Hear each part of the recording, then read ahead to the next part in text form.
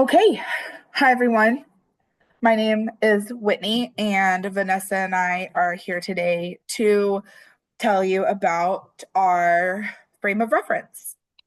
So I'm Vanessa. Our frame of reference is the occupational adaptation frame of reference. This was developed in 1992 by Jeanette Schade. The overall purpose of this frame of reference basically states that we are made of three things, being sensory motor, cognitive, and psychosocial. When a person interacts with their occupational environment, which is composed of three things as well, being physical, cultural, and social, the interaction between the two will create occupational adaptation. So, for example, I have driving in the snow.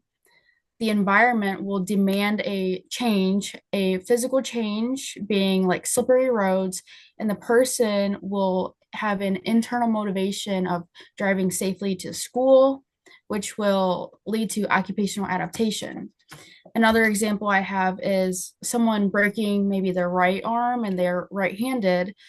Um, they're not able to pour themselves a drink, which is socially acceptable. It's a social standard. They will need to adapt their performance to maybe pouring with their left hand to occupationally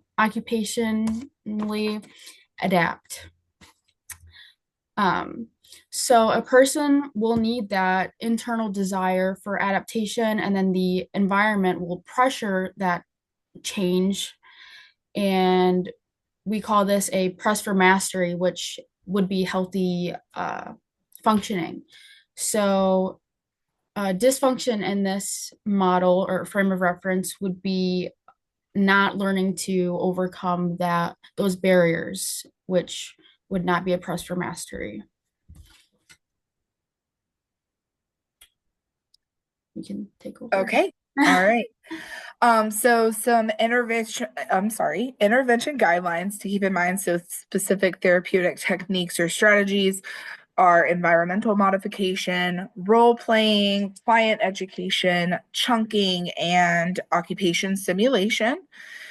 Um, and here I included some information from the original article published um, for this frame of reference. And essentially, um, I chose this because it validates the frame of reference through showing how this frame of reference was built on other established theories that were already used for practice within the profession.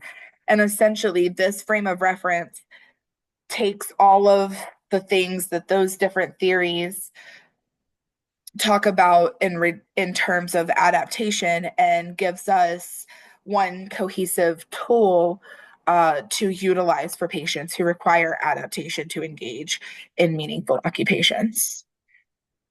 And I'd like to add that this frame of reference can be applicable to all populations. So, not just individuals with disabilities, but also, I mean, we as well as students use this every single day. We adapt every single day. Yeah.